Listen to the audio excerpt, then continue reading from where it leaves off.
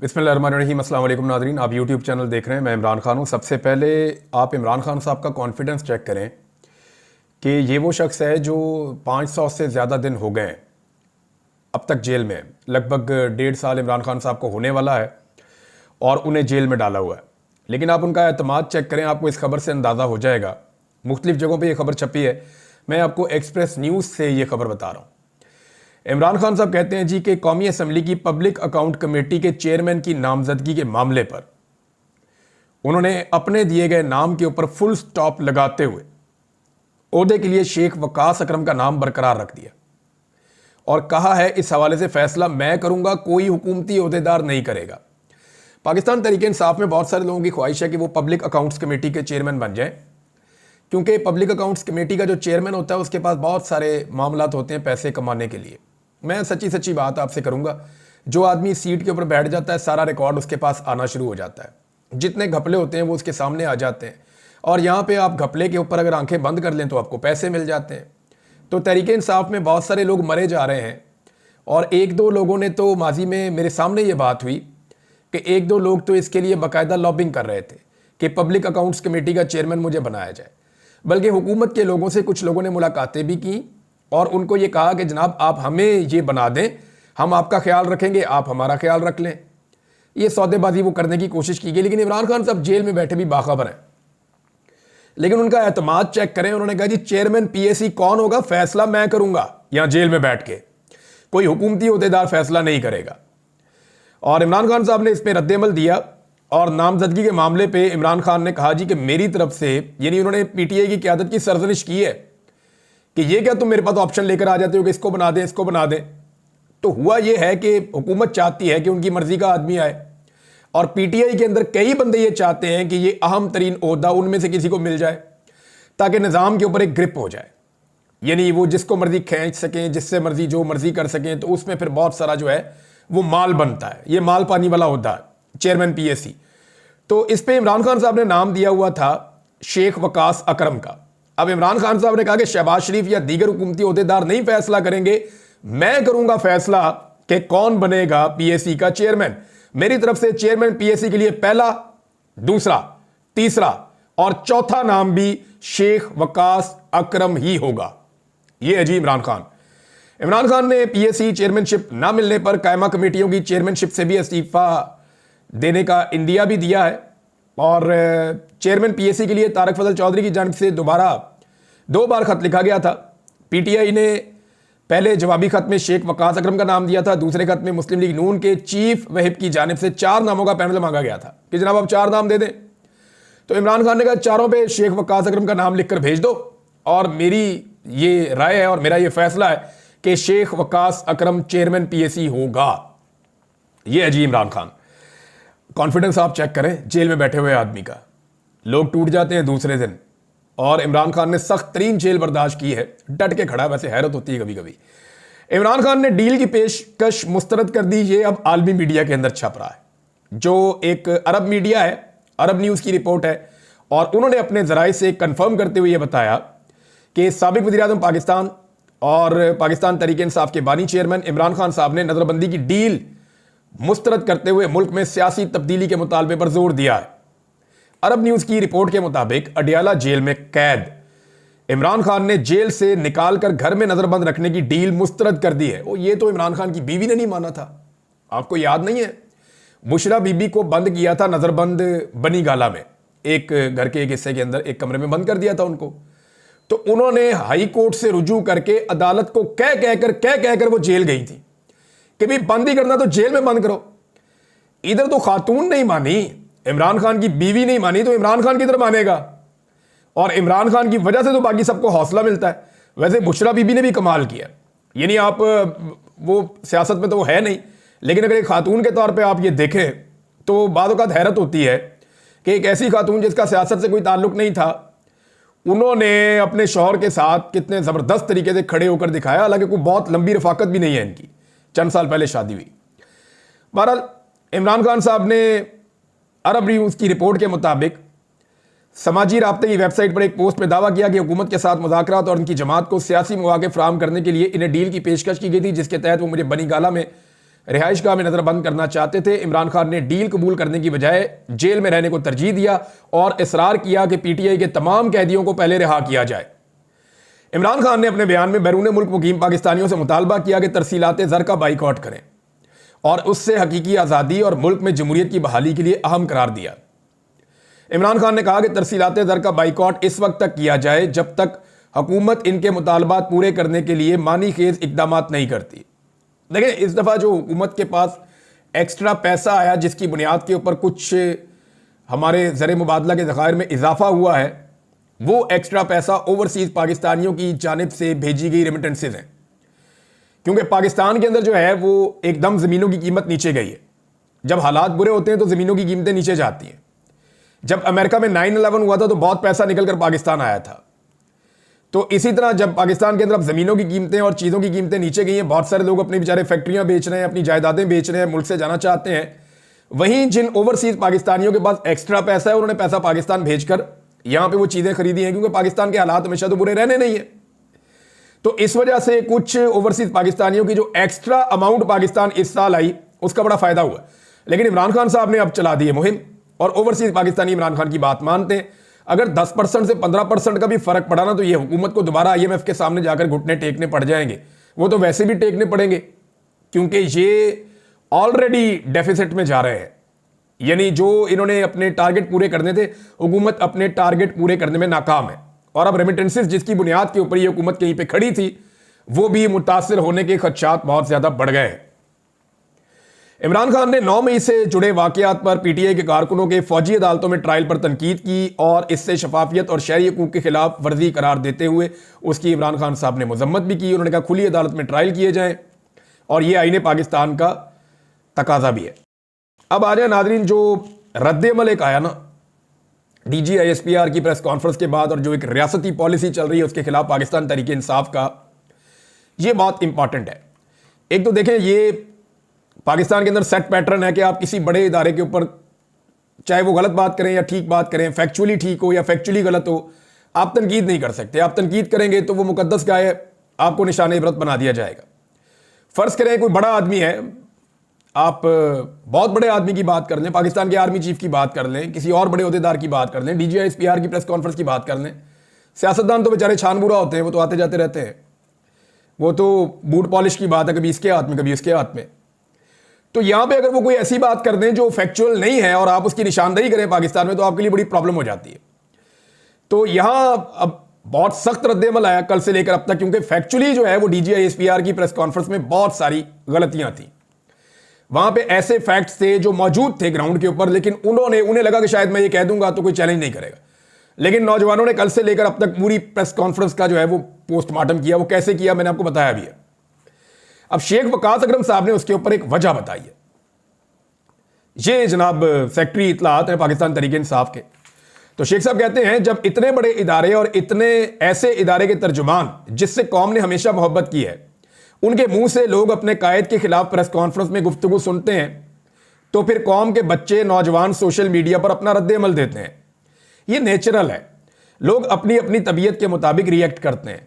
आप इस पर फिर इसलिए बुरा ना मनाएं, क्योंकि अगर तर्जुमान जिम्मेदारी का मुजाहरा नहीं कर रहा तो इन नौजवानों से क्या तवक्को रखते हैं? कौन पुरअमन शहरी है, इंतशारी या दहशतगर्द है, इसका फैसला अदालतों को करना है। आप इमरान खान के करोड़ों वोटर्स को बगैर किसी जुर्म साबित किए हुए और अदालती कार्रवाई के बगैर, यानी इन अलकाबात से आप उनको ना नवाजें। ये शेख वकास अकरम साहब ने बात की है, जायज़ बात है। जब एक इदारा कहता है हमारा सियासत से ताल्लुक ही नहीं है, तो सियासत पे फिर उन्हें कमेंट्री भी नहीं करनी चाहिए और एक पॉलिटिकल पार्टी के बारे में अपनी ऐसी राय पेश नहीं करनी चाहिए जो कुछ और पॉलिटिकल पार्टीज ऑलरेडी बना चुकी है। पाकिस्तान तहरीक इंसाफ ने एक बड़ा इंपॉर्टेंट मुतालबा किया है। ये मुतालबा मैं यहां पे आपके सामने रख देता हूं, ये इंपॉर्टेंट है, लेकिन 2-3 बड़ी अहम खबरें हैं जो मैं आपको भी वीलॉग के अगले हिस्से में देने वाला हूं। एक तो अमेरिकन एम्बेसी से कुछ लीक्स होने के खतरात हैं और ये बहुत सारे लोग कह रहे हैं, और कुछ ऑडिट मामला होने हैं जिनमें बहुत सारे लोग फंस जाएंगे। और यहां इस्लामाबाद में कुछ बड़ी अहम मीटिंग्स हो रही हैं। उन मीटिंग्स के नतीजे में कुछ चीज़ों पे डिस्कशन हो रही है कि अमेरिका को अब आने वाली एडमिनिस्ट्रेशन को क्या हम दे सकते हैं जिससे वो हमारे साथ खड़े हो जाए। तो मैक्सिमम के ऊपर डिस्कशन हुई है। यहां मेरे एक सोर्स ने मुझे कुछ चीजें बताई है, मैं वो आपके साथ शेयर करता हूं। मुझे ये तो कंफर्म हो गया कि डिस्कशन हो रही है। किन चीजों पे हो रही है उस पर हम बात कर लेते हैं। तो नंबर एक ये है कि पाकिस्तान तहरीक इंसाफ ने रियासत की पॉलिसियों का असर नौ जायजा लेने का मुतालबा किया कि दोबारा देख लें आपकी ये क्या पॉलिसियां रियासत की। इख्तलाफ राय को रियासत मुखालिफ करार देने का रुझान उन्होंने कहा गलत है। इस तरह के इकदामात तनाज़ात और लाकानूनियत को हवा देते हैं।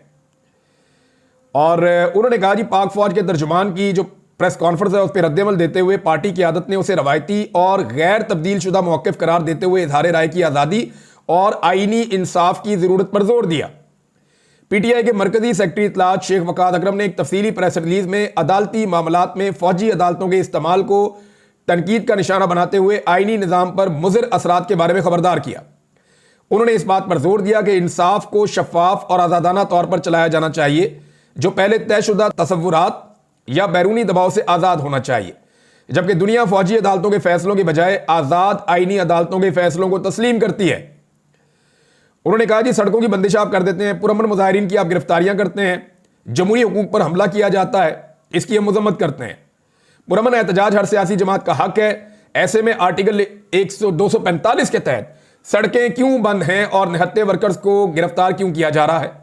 यह मसला प्रेस कॉन्फ्रेंस या बयानबाजी से हल नहीं हो सकता। सीसीटीवी फुटेज समेत काबिल एतमाद शवाहिद की बुनियाद पर आला सतह की आज़ादाना अदालती तहकीकात का मुतालबा करते हुए उन्होंने कहा कि डराना और धमकियां देना इस मसले का हल नहीं है। प्रेस रिलीज में मुल्क में मौजूद अफरा तफरी का जिम्मेदार नाकिस रियासती पॉलिसियों और बयानिए को करार दिया गया। पाकिस्तान तहरीक इंसाफ कह रही है पॉलिसी बदलो रियासत को। एक पॉलिटिकल पार्टी को दीवार से लगाने के चक्कर में पूरे पाकिस्तान को अपने खिलाफ कर लेना यह कोई दानिशमंदी नहीं है और इससे यह मामला खत्म नहीं होगा। इंसाफ के तकाजे पूरे किए जाएं तो चीजें खुल सकती हैं।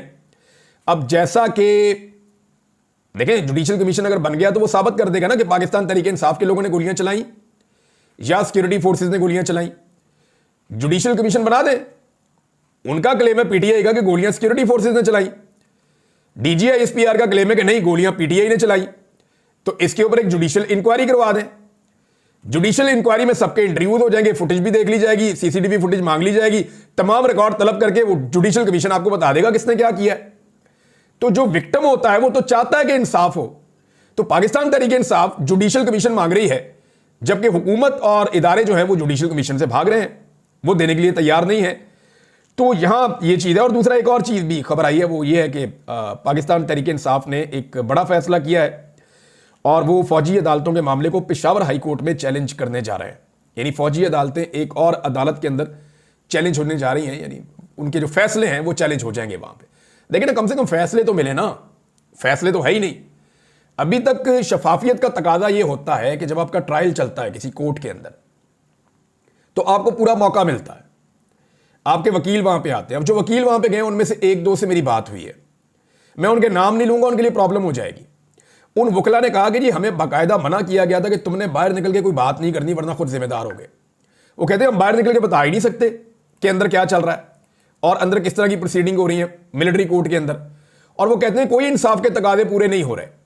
अब जनाब अदालतों ने फैसला सुना के 105 बंदे थे, 105 के 105 ही गिल्टी कर दिए, सबको सजा मिल गई 2 साल से लेके और 10 साल तक। अब ये सजाएं हो गई हैं तो फैसले किधर हैं? अब वो तमाम लोग फैसले मांग रहे, लाओ जी फैसला दो। जब फैसला आता है ना तो उसमें लिखा जाता है कि डिफेंस ने ये कहा, प्रोसिक्यूशन ने ये कहा, यानी सरकारी वकील ये कह रहा था, जज ने इस बुनियाद पे फैसला दिया, ये वाले शवाहिद सामने आए। वो पूरा कई सफ़ों का फैसला लिखना पड़ता है। वो फैसले किधर हैं? वो फैसले अभी तक सामने नहीं आए। मुझे ऐसा लगता है कि वो फैसले बड़े अजीबोगरीब होंगे, क्योंकि देखें जो अदालतें होती है ना उनका पूरा एक तरीक़ाकार होता है चीज़ों को सुनने का, करने का। अब ये जो वहां पे जजेस हैं वो जूनियर ऑफिसर्स हैं और सीनियर ऑफिसर्स की राय क्या है वो आपने डीजीआई एसपीआर की प्रेस कॉन्फ्रेंस में देख ली। तो वो जूनियर ऑफिसर्स अपने सीनियर्स के खिलाफ कैसे जा सकते हैं? वो फैसले ऑब्वियस थे, सबको आइडिया था क्या फैसले आने। अब वो फैसले हैं किधर? अभी तक किसी को नहीं मिला। वो फैसले मिल जाए तो फिर इंसाफ के तकाजे पूरे होना शुरू हो जाएंगे, फिर ये अपील में भी जा सकते हैं। डायरेक्ट हाई कोर्ट के अंदर पाकिस्तान तहरीक इंसाफ चैलेंज करने जा रही है, देखते हैं वहां क्या होता है। और खैबर पख्तूनख्वा हुकूमत अगर पेशावर हाई कोर्ट में चैलेंज करने जा रही है तो ये सारे फैसले कलदम भी हो सकते हैं और ये किसी एक बड़े गेम का हिस्सा भी हो सकता है। अभी मैं इस पर कुछ नहीं कहना चाहता, लेकिन 2 और चीजें हैं जो होने जा रही हैं। नंबर 1, कुछ हुकूमती सहाफ़ी जो हैं उनको मुसीबत पड़ी हुई है, कुछ हुकूमती लोग जो हैं उनको खलबली मची हुई है और कुछ रिजीम चेंज ऑपरेशन के जो सहूलतकार हैं उनके लिए बड़ी मुसीबत बनी हुई है, क्योंकि अमेरिका से दबाव लगातार बढ़ता जा रहा है और अमेरिकन का पाकिस्तान के बारे में जो बढ़ता हुआ नॉलेज है वो बहुत हैरान कुन है। यानी यहां पे कोई उर्दू में पंजाबी में ट्वीट करता है, कोई शेर लिख के डालता है, उनको वहां तर्जुमा पता चल जाता है। ऐसा लगता है कि उन्होंने इसके ऊपर बंदे डिप्यूट कर दिए कि एक एक चीज पे नजर रखो, या तो फिर जो इस वक्त अमेरिकन एम्बेसी है इस्लामाबाद में उसके अंदर बैठे हुए लोग बाकायदा जो ट्रंप की आने वाली इंतजामिया है उनसे अपने ताल्लुकात बेहतर करने की खातिर उनको रिपोर्ट करना शुरू हो गए और हर चीज बाकायदा ट्रांसलेट होकर उन्हें रिपोर्ट हो रही है, उस पर वो खुलकर रिस्पॉन्ड भी कर देते हैं। अब एक खदशे का इजहार किया जा रहा है और ये वो लोग कर रहे हैं जो एम्बेसीज के बड़े हल्का करीबी हल्के में रहते हैं। यानी इस्लामाबाद में ऐसे हमारे कुछ सहाफ़ी हैं जो ज़्यादातर डिप्लोमेटिक इनक्लेव के अंदर कभी इस एम्बेसडर को मिल लिया, कभी इसको मिल लिया, तो उन्होंने अपने एक ताल्लुकात अच्छे खासे बनाए हुए हैं। तो उनसे जुड़े कुछ लोगों ने ये खबरें दी हैं और खबर ये दे रहे हैं कि जो अमरीकी एम्बेसी है वहाँ से कुछ चीज़ें लीक हो सकती हैं। यानी ये लीक हो सकती हैं कि रिजीम चेंज ऑपरेशन के दौरान में कितना पैसा कैसे खर्च हुआ, किस किस से मुलाकात की गई, मुलाकात के अंदर किस तरह की बातें की गई, और वो जो मिनट्स हैं उन मीटिंग्स के या मुलाकातों के जिनको बाद में लिखा जाता है वो केबल्स जो है वो लीक हो सकती हैं। और उनके लीक होने से ये पता चल सकता है कि पाकिस्तान में जो रिजीम चेंज ऑपरेशन हुआ उसमें किसका क्या किरदार था। फर्ज करें उस वक्त जो अमरीकी सफ़ीर है उनकी जो मुलाकातें एस्टेब्लिशमेंट के लोगों से हुई या जिन सहाफ़ियों से हुई या जिन सियासतदानों से हुई उनके अंदर किस किस्म की डिस्कशन हुई, अगर ये चीज़ें रिवील हो जाती हैं, बाहर आ जाती हैं, तो इसमें बड़ा प्रॉब्लम आ जाएगा। इनसे अगर पर्दा उठ जाता है तो रिजीम चेंज ऑपरेशन का पूरा जो स्ट्रक्चर है वो आपके सामने आकर खड़ा हो जाएगा। और इस डर से अब कुछ लोग खुलकर कहना शुरू हो गए, हम तो इसके खिलाफ थे, हम तो करने नहीं चाहते थे रिजीम चेंज, ये तो हमसे जबरदस्ती करवाया गया, ताकि कल को बजाय इसके कि हम इसके बेनिफिशियरी गर्दाने जाएं, हम कह देंगे जी हम तो विक्टिम है। और ये सारा कुछ पड़ जाएगा उन लोगों के खाते में जिन लोगों ने जा जाकर मुलाकातें की थी। अब वो लोग इस खदशे का इजहार करें, दूसरा कुछ ऑडिट भी वो करवाएंगे।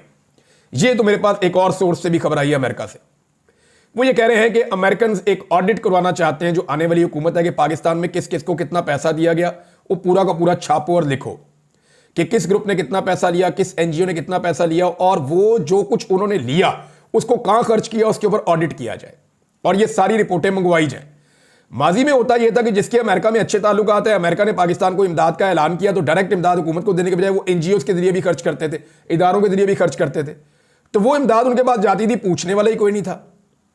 यानी लाखों करोड़ों डॉलर वो उसके अंदर खा गए, मिलियंस ऑफ डॉलर्स। तो अब उसके ऊपर एक ऑडिट होगा तो आपको बहुत सारे पर्दानशीनों का पता चलेगा कि ये भी पैसे ले गया, ये भी पैसे ले गया, ये भी पैसे ले गई। मरियम नवाज ने कुछ पैसा, यानी इसके ऊपर तो बाकायदा वो एक ट्वीट भी हमारे सामने आया हुआ है, ये सैयद कामरान ने ट्वीट किया है और रिचर्ड ग्रेनल को इसके अंदर उन्होंने जो है वो मेंशन किया है। उन्होंने कहा जी हम पाकिस्तानी आपसे डिमांड करते हैं कि इन्वेस्टिगेट करेंगे 70 मिलियन अमरीकी डॉलर्स जो हैं, 70 मिलियन अमरीकी डॉलर्स, ये बहुत ठीक ठाक अमाउंट होती है, 7 करोड़ अमरीकी डॉलर अरबों रुपए बनते हैं।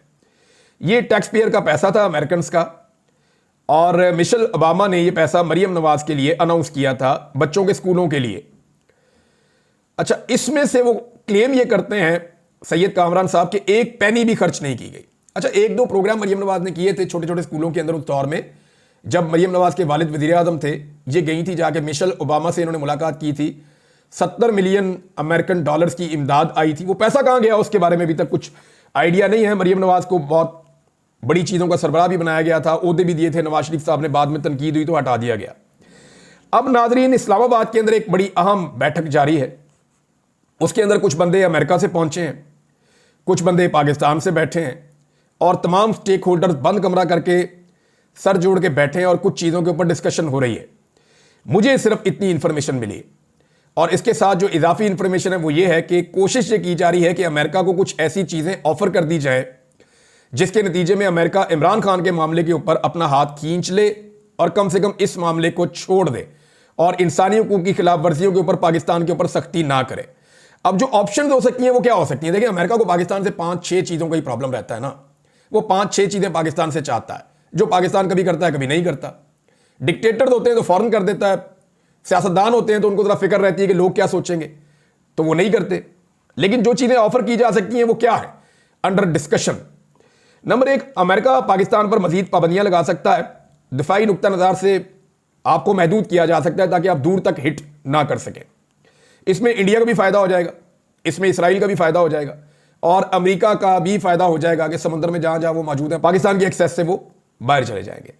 अब इसमें जो है वो मौजूदा हुकूमत ने कोई रद्द-ए-अमल नहीं दिया पाबंदियों पे।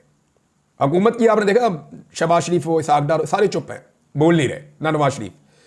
तो क्या ये आइंदा भी ऐसे ही चुप रहेंगे अगर अमेरिका ऐसा करता जाए? तो एक ये ऑप्शन है। दूसरा, इसराइल के मामले पर क्या डोनाल्ड ट्रंप की इंतजामिया को यकीन दहानी करवाई जा सकती है? यानी ऐसे बहुत सारे इकदाम पाकिस्तान में उठाए गए हैं जिससे इसराइल बहुत खुश होगा। यानी फलस्तीन का आप झंडा उठाएं, आपको मार पड़ती है, गिरफ्तार कर लेते हैं। आप एहतजाज करें इसराइल के खिलाफ तो आपको मार पड़ती है, आपको गिरफ्तार कर लिया जाता है, और ये बार बार होता रहा है। तो ये एक नई चीज हमने पाकिस्तान में पहली मरतबा देखी और इसको भी बतौर हथियार इस्तेमाल किया जा सकता है। अफगानिस्तान में अमरीकी मफादात के लिए एक कलील मुद्दती एक कशीदगी शुरू हो सकती है जिसका आगाज कर दिया गया है। यानी पाकिस्तान में दहशतगर्दी बड़े लंबे अरसे से हो रही है। पाकिस्तान बार बार कहता रहा अफगानिस्तान से आ रहे हैं, लेकिन एरियल स्ट्राइक्स हमने अब की हैं और यह साबित हो चुका है गुज़िश्ता 24 घंटों के अंदर कि जनरल बाजवा और जनरल नदीम अंजुम साहब, इनकी और मिलिट्री एस्टेब्लिशमेंट की ये पॉलिसी थी कि तालिबान को वापस लेकर आना है। पीटीआई इसकी मुखालिफ थी, लेकिन ये तालिबान को पीडीएम की हुकूमत के साथ मिलकर वापस लेकर आए मुसल्लह लोगों को, और उसके बाद पाकिस्तान में दहशतगर्दी का वो सैलाब आया जो अभी तक जारी है। लेकिन अफगानिस्तान में अटैक करके क्या पाकिस्तान ये पैगाम देना चाहता है कि, और इस तरह के कुछ बयानात जो हैं वो हुकूमत के जो करीबी लोग हैं उनकी तरफ से आ भी रहे हैं कि जो अमरीकी मफादात हैं खित्ते में उनको फिर पाकिस्तान पूरा करेगा। तो जैसे अमेरिका पाकिस्तान में करता था ड्रोन अटैक, एरियल स्ट्राइक, ऐसे ही पाकिस्तान अफगानिस्तान में कर सकता है। ईरान के हवाले से अमरीकी मफादात के साथ पाकिस्तान जा सकता है। यहां पे एक फायदा यह दिया जा सकता है, भारत से ताल्लुकात नॉर्मल करना। कश्मीर पहले ही आपके एजेंडे के ऊपर नहीं है। भारत के कहने पर हम तो ट्रॉफी लेकर नहीं गए गिलगित बल्तिस्तान में या आजाद कश्मीर में, तो ये क्यों हुआ? ये भी एक बड़ा सवाल है। रूस और चीन के साथ ताल्लुकात अमरीकी रजामंदी से मशरूत कर देना या उसके साथ मुंसलिक कर देना, ये वो चीजें हैं जिनको अंडर डिस्कशन लाया जा सकता है, जो इस्लामाबाद के अंदर डिस्कशन चल रही है। क्योंकि अगर ये सारी चीजें आप देते हैं ट्रंप को, तो मे बी वो सोचे कि ये अमेरिका के और उसके इत्तेहादियों के बड़े मफादात हैं, तो शायद वो चंद कदम पीछे हटने का सोचे। लेकिन अभी तक तो सिचुएशन ऐसी नहीं है। अभी तक तो जो ट्रंप ने कहा या उसकी टीम ने कहा वो उसके ऊपर डट के खड़े हैं, और ये चीजें जो हैं ये अमेरिका के एजेंडे पे आज से तो नहीं है, बड़े लंबे अरसे से है, और ये एजेंडा चलता भी रहेगा। अब तक के लिए इतनी, अपना ख्याल रखिएगा, अपने चैनल का भी। अल्लाह हाफ़िज़।